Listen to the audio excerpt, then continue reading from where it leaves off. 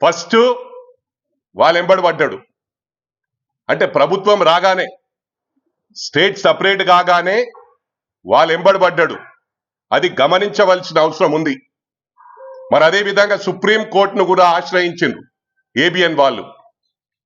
ఆ రోజు మరి టీవీ9 రవి ప్రకాష్ గారు కూడా ఇలా కొత్త మీడియాను పెట్టుకొని వాళ్ళు కూడా సైలెంట్ అయిపోయారు. Are channel. నేను ఇంకో విధంగా అనుకోకండి, మీరు గుండె మీద చేసుకొని ఆత్మ పరిశీలన చేసుకోవాలి. ఆ రోజు మిమ్మల్ని ఏ విధంగా వేధించిర్రో, స్లీప్లెస్ నైట్స్ మీకు ఆ రోజు గడిచినాయి. అవి మర్చిపోయి ఈరోజు సైలెంట్ గా ఉంటే మరి ఏం మెసేజ్ ఇవ్వదలుచుకున్నారని చెప్పి కూడా నేను రవిప్రకాష్ గారిని అడుగుతా ఉన్నాను. రవిప్రకాష్ గారిని ఇంతవరకు నేను ఎప్పుడు కూడా కలవలేదు, మాట్లాడలేదు. కానీ హై రిగార్డ్ ఉంది, అది మీరు గమనించాల. టీవీ9 కేసీఆర్కి చెప్తున్నా, కేటీఆర్కి చెప్తున్నా, హరీష్ రావుకి చెప్తున్నా, మీకు కూడా స్లీప్లెస్ నైట్స్ ఉంటాయి. నిన్న ఏదైతే జరిగిందో దాన్ని పోలీస్ ఇన్వెస్టిగేట్ చేస్తా ఉన్నారు. ఇది చాలా సీరియస్గా ఉంటది. మీరు దోసుకున్నంత దోసుకున్నారు. ఇవాళ ఏదో మేము ఘనకార్యం పడగొట్టామంటున్నారు. ఇలా డెమోక్రటిక్ వేలో పోతుంది కాంగ్రెస్ పార్టీ, అది గమనించండి. ఇవాళ ఇంతమంది మాట్లాడుతున్నారు, మీరు ఈ విధంగా రెచ్చిపోతున్నారు, అవులగాడంటున్నారు సీఎం గారిని, ఇష్టం ఉన్నట్టు మాట్లాడుతున్నారు. ఇలా మీరు ఇంత మంచిగా తిరుగుతుండ్రంటే మాది క్రమశిక్షణకు మారు పేరు కాంగ్రెస్ అని చెప్పి ఈ సందర్భంగా తెలియజేస్తా ఉన్నా. మీ మరొకసారి మీకు నేను హెచ్చరిస్తా ఉన్నా, ఇంకొకసారి అయితే గౌరవ ముఖ్యమంత్రి గారు కాంగ్రెస్ పార్టీ చెప్పినా ఇనే పరిస్థితి ఉండదు, మా క్యాడర్ ఇళ్లలో గుసాయించి కొడతామని చెప్పి కూడా ఈ సందర్భంగా తెలియజేస్తా ఉన్నా.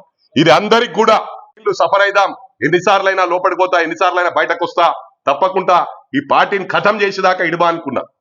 కానీ దేవుడు నా సైడ్ ఉన్నాడు. నేను ఆయల టిఆర్ఎస్ లా బిఫోర్ ఎలక్షన్స్ పోయినా గవర్నమెంట్ వచ్చింది, ఇక్కడ వచ్చింది, దేవుడు సహకరించిండు, 100% గవర్నమెంట్ వచ్చింది.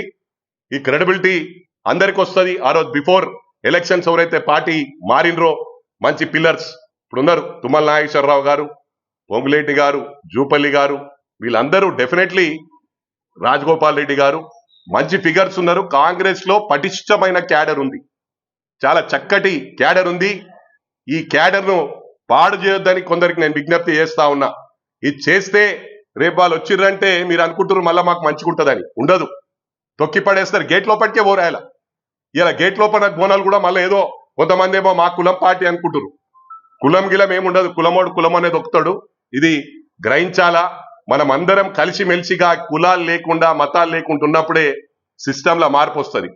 ఆయన కులాల వాడిగా విడగొట్టిండు, మతాల వారిగా విడగొట్టిండు, రాష్ట్రాల వారిగా విడగొట్టిండు. ఇక్కడన్నా పులిస్ స్టాప్ వేయాలి బీరాజ్కి అని చెప్పి కూడా ఈ సందర్భంగా మీడియా ద్వారా ప్రజలందరికీ కూడా విజ్ఞప్తి చేస్తా ఉన్నా. ఇలాంటి వాళ్ళను ఎంటర్టైన్ చేయొద్దని చెప్పి కూడా ప్రజలందరికీ కూడా నేను మరోసారి విజ్ఞప్తి చేస్తా ఉన్నా. Thank you very much. ఆ రోజు మీడియా వాళ్ళు ప్రొటెస్ట్ చేసినప్పుడు మరి ఇక్కడ మీడియా సోదరులు అందరు ఉన్నారు కూడా, గుర్తు చేసుకోవాల్సిన అవసరం ఉంది. కేసీఆర్ గారు 10 అడుగులు పాతాళానికి తొక్కేస్తా మిమ్మల్ని అని చెప్పిండు. వాస్తవమా కాదా? మర్చిపోయినా? ఇది గుర్తుందా? ఏమన్నా ఇవన్నీ మర్చిపోయినరు. మరి తీన్మార్ మల్లన్న, రఘు, అరే మీరు ఒకటే పని పెట్టుకుంటారు, బీఆర్ఎస్ ను బొందబెట్టే వరకు వెంబడబడతారు అనుకున్నా.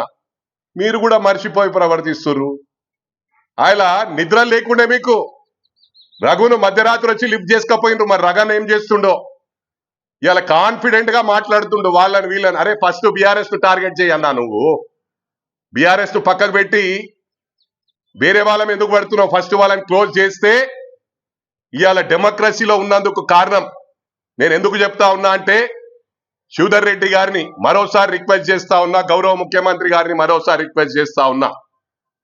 టోటల్ డేటా, మనకున్న సమస్యలు చాలా ఉన్నాయి, మీకు ఎన్నో పనులున్నాయి గౌరవ ముఖ్యమంత్రి గారికి. అయినప్పటికీ కూడా చెప్తా ఉన్నా, ఫస్ట్ డేటా తెప్పించుకోండి.